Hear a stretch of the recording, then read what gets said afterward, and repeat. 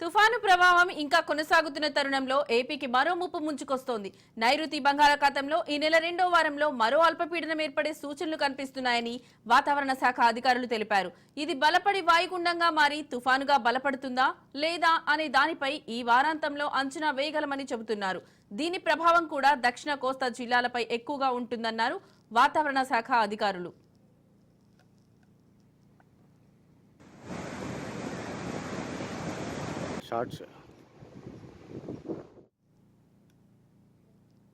తుఫాను ప్రభావం ఇంకా కొనసాగుతున్న తరుణంలో ఏపీకి మరో ముప్పు ముంచుకొస్తోంది.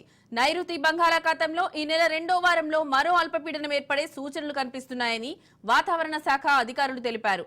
ఇది బలపడి వాయుగుండంగా మారి తుఫానుగా బలపడుతుందా లేదా అనే దానిపై ఈ వారాంతంలో అంచనా వేయగలమని చెబుతున్నారు.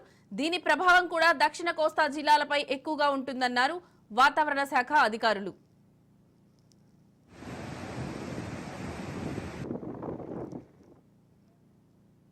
ఇక ఇదే అంశానికి సంబంధించిన మరింత సమాచారం మా ప్రతినిధి శ్రీరామ్ ఫోన్లో అందిస్తారు. శ్రీరామ్, చెప్పండి, మీ దగ్గర ఉన్న అప్డేట్స్ ఏంటి?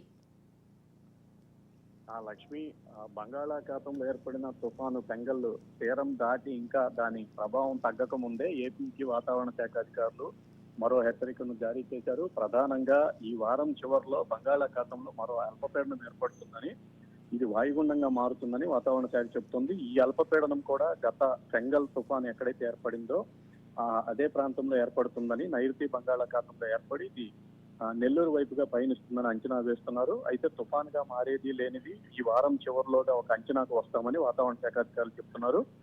దీని ప్రభావం కూడా దక్షిణ కోస్తా మీద ఎక్కువగా ఉంటుందని వాతావరణ శాఖ అంచనా వేస్తుంది. ప్రధానంగా నెల్లూరు, చిత్తూరుతో పాటుగా రాయలసీమ జిల్లాలలో దీని ప్రభావంతో భారీ నుంచి అతి భారీ వర్షాలు కురిసే అవకాశం ఉందని అంచనా వేస్తున్నారు. మరోవైపు బెంగల్ తుఫాను 2 రోజుల క్రితమే తీరాన్ని దాటినప్పటికీ దాని ప్రభావంతో ఇప్పటికీ కూడా కోస్తా తీరం వెంబడి అంతా కూడా ఒక మోస్తారు జల్లులు కురుస్తూనే ఉన్నాయి. 1-2 చోట్ల అతి భారీ వర్షం కురుస్తూ ఉంది.